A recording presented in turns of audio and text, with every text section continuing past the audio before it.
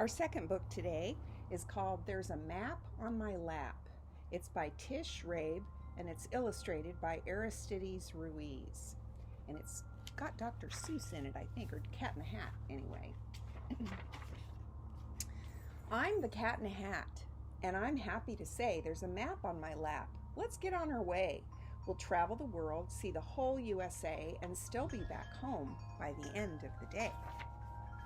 Maps are drawings that help to find out where you are and get where you're going, no matter how far. When map makers make maps, they must first decide who will be using the map and what it needs to do. A map maker is called a cartographer, and a cartographer is just a more formal name for a map maker, but both their jobs are the same. The map of the Earth that we use most of all is a globe. Like the Earth, it is round as a ball. Peel the skin off an orange and lay it out flat. A flat map of the Earth would look something like that. There's a couple words they define. Longitude, these are the long lines which run up and down. Latitude lines go around and around. Now, if maps were the size of the places they show, map makers would run out of paper. And so a chart called a scale makes maps easy to use, shrinking maps miles into inches on each map that you choose. Scale makes everything smaller and helps you and me carry the world around easily. You can make a map of far places you roam, or a map called a plan of your very own home.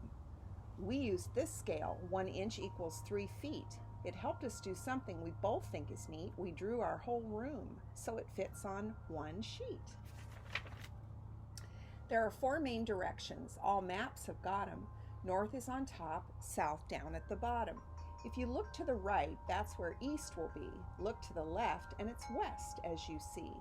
To remember all 4, here is one easy way. Never eat soggy wheat, is what I always say. I have here an atlas. Come on, take a look. You'll find lots of maps, and they're all in this book. Sometimes maps use pictures to show where things are. A capital city is marked with a star. A tent shows a campsite. Tracks show where a train is. To get to the airport, just find where a plane is. The legend shows us what each of these things stand for. A star is a capital city. A track is for train. A plane is for airport. A tent is for campsite. A chart called a legend, if you look carefully, will list and explain each picture you see. Some maps use colors to tell you a lot. I used blue where it's cold and red where it's hot. I made deserts light brown and jungles bright green. The legend will show you what these colors mean. Marine charts help boaters. These maps let them know if a rock, reef, or sandbar is hiding below. When you visit a city where you've never been, a city map helps you know where to begin. Here is a map we both carry around. It shows where the subway runs under the ground.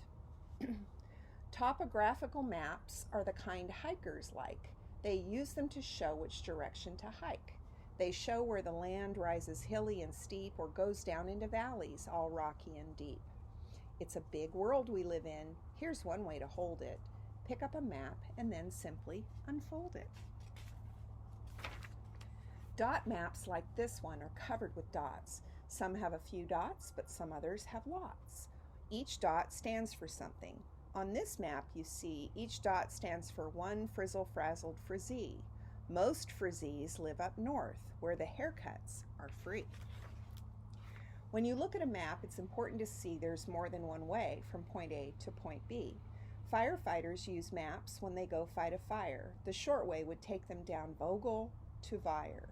But traffic on Vire can be a disaster, so they choose a long way that's also much faster. When you want to go from Fazud to Fazend, you can measure the miles, for the road does not bend. But in order to go from Fazud to Fazing on the 15th of May for the big Fazing Sing, the road twists and turns. So first cut off some string, put it down on the road all the way to Fazing, then take out your ruler and measure the string. The scale on this map helps you see that it's far. 1 inch equals 10 miles, so you should take the car. Use this trick to read maps. You'll be glad that you did. Some are covered with lines. This is known as a grid. There are letters on top, numbers run down the side. Want to find where you are? Let the grid be your guide. Trace a line down from A. Look across at line 4. The lines cross at A4 at your very own front door. We're having a party. We're waiting for you. Take a look at the grid. There's our house at E2. Here's a map that I just got today. It's a puzzle map showing the whole USA. Puzzle maps come in pieces, and here's the best part.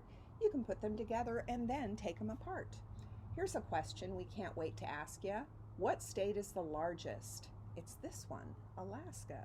Now, which of the states do you think is the smallest?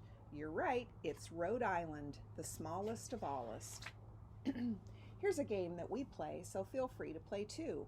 What does each of the 50 states look like to you? Michigan looks like a scarf and a mitten.